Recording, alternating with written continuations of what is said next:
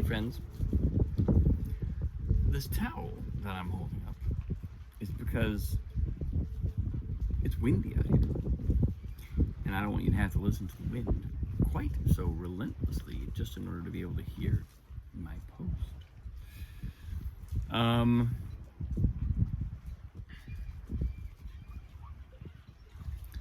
I had a really lovely, really cool and kind of affirming and just really positive conversation yesterday with my brother and another brother, surrogate or honorary brother. Definitely played the role of brother in my life. And we managed to get, we have a history of long conversations that take us deep into the night.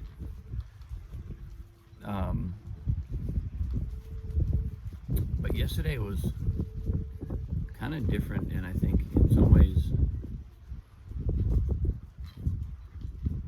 a marker of a new era for us and therefore for me too, in that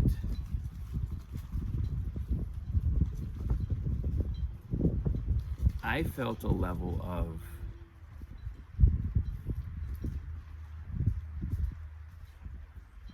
willingness to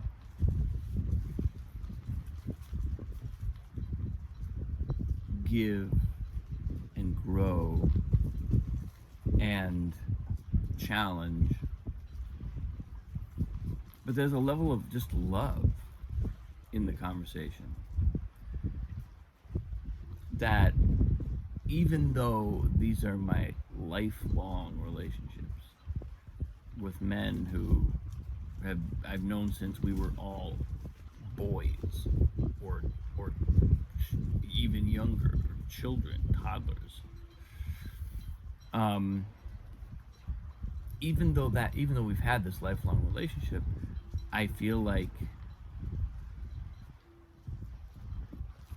the level of love is able to grow.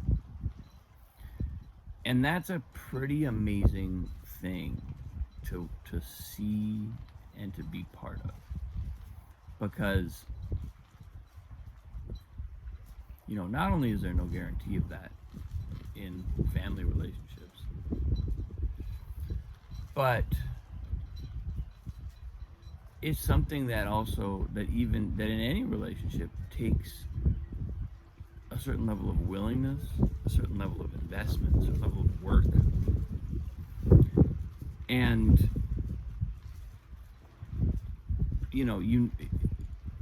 it's like it's something that every time it's affirmed through dialogue, through time together, every time that you say to someone or you communicate to someone, this really matters to me, you really matter to me, there's a kind of deepening, a kind of love expansion that takes place. And the place where I have the most experience with this obviously is in my primary partnership relationship, where that's the cauldron of my emotional growth in so many ways. And now having a child, it's there too. But these relationships that I was talking about yesterday, and even my partner I've been in those relationships a lot longer than I've had my child. And so it's just very inspiring and affirming when those relationships continue to deepen. And I think, I've spoken about this in the past on this post about how I think family relationships are a microcosm for our relationships in the world. They're a model. They're a dress rehearsal is the wrong word, but they're where we learn who we are. They're where we build who we are. They're our first run at being in relationship in a variety of ways. Being in a relationship to authority, being in a relationship to a mother, a father, being in a relationship to siblings or peers. So many things are modeled there, and I think there's actually a way in which continuing to evolve those family relationships. I was speaking to someone a number of years ago, a fellow pianist, somebody who studied with the same teacher as me at the time, who said she had a business. She was a business owner with her siblings. I think her parents might have started the company, and then she and her siblings had essentially taken it over and were running it. And she said, we talked about how it's kind of good. She was saying it's kind of good and bad, for, I guess, somewhat predictable reasons. There's some difficulties in that, being in business with your siblings. But what stood out to me, and I think I sort of said this to her, is that being in dialogue like that almost kind of forces you to evolve those relationships. I mean, I suppose you could be in touch every day, working alongside each other every day in a business, and just decide not to progress your own personal relationship with your sibling or your sibling business partner. But that would be an unfortunate decision, because there's a massive opportunity there, simply provided by the fact that you're in contact around purpose so consistently. And so I almost had a kind of like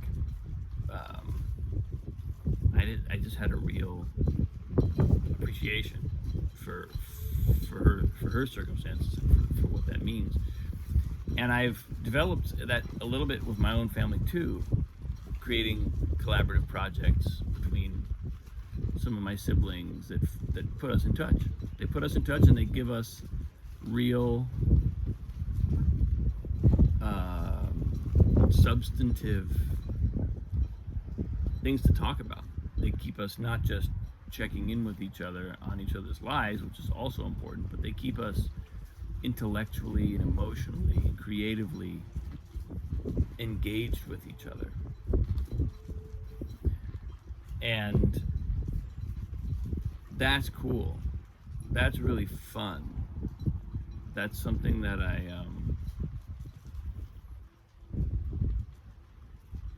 I'm really glad it has worked so far to do that, to kind of pick up projects like that. I'm also excited to do more. I want to pick up this. It's almost like, especially when you have really smart people in your life, in your family, and they're good at creative work. It's like the contact can be the primary purpose for the project. Doesn't mean that you won't have ambitions for the project or have real creative aspirations with it, but it does mean that the relationship and the deepening of the connection, the ultimate evolution that happens in relationship can absolutely be the primary thing. And I think in some ways that's even one of the most healthy foundations for creative work that you could have, because in my own experience, even when that has not been the explicit goal of a creative project, it has almost always been the primary payoff of the process. I'd have to do a survey of my projects to know whether I'm being fully accurate there, but off the top of my head, and sort of certainly many times in my experience, the primary thing that I feel after a process sort of goes through an iteration is a sense of personal evolution and relational evolution. And the project is just the working surface for that to take place. So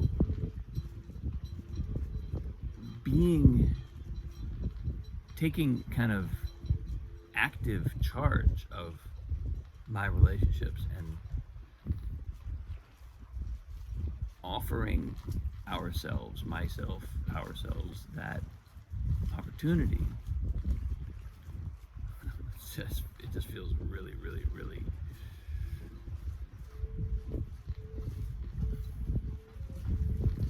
deeply satisfying. And I just had such an appreciation yesterday for what came through, for where we kind of landed, and for the overall sense of kind of service to each other, commitment to each other, love for each other that came out of it. It was just so great to feel that, because we've had, like I said, we have a history of deep conversations. Well, we have a history of intense conversations. How deep they've gone has been it's been a moving target.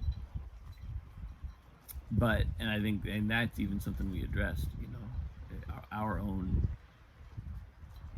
approach to being in contact, our approach to how we communicate with each other, and what the outcomes are. There's a kind of maturing that has happened, and that I think is really satisfying to see and feel.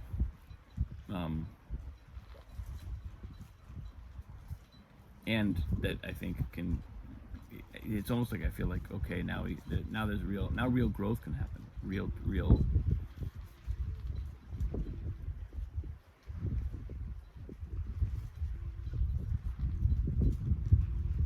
giving to each other, and a real kind of like, it's like, just like the commitment deepens. It's really kind of like it's in the same way that a partnership continues to deepen. If it's healthy, continues to deepen, continues to demand personal evolution, emotional evolution of us individually, and continues to therefore grow, and kind of, so there's an overall love expansion that happens as the relationship ages. That same thing is possible in a friendship and in a brothership. But it really does take conscious relationships. It really does take a conscious approach to relationships. And I'm just grateful, so grateful to see it going that way, to see us going that way, and to feel like that's what we're saying we want. So I don't know how my windbreaker is working, but it's making my arms tired. So I think that's where I am today, folks. Have a lovely day. I appreciate you. I will keep you posted. I got about another 2 days of lake time, and then I'm back home. Thanks for tuning in. I'll see you soon.